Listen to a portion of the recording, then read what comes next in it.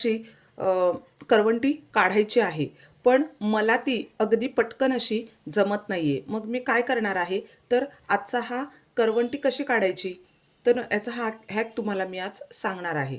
इथे मी कुकर घेतला आहे आणि कुकरमध्ये हा नारळ घालून घेते. त्याच्यामध्ये मी 1 ग्लास पाणी घातलेलं आहे आणि ह्याला झाकण लावून कुकरला मी 3 शिट्ट्या घेऊया.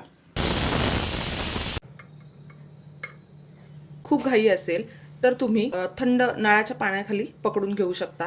हे लसूण ठेचायचा दांडा आहे, त्याच्याने आपल्याला यावर अगदी असं हळकट करून घ्यायचं आहे.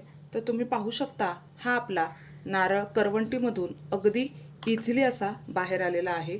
हे पहा, असा तुम्ही नारळ हा नक्की करून पहा.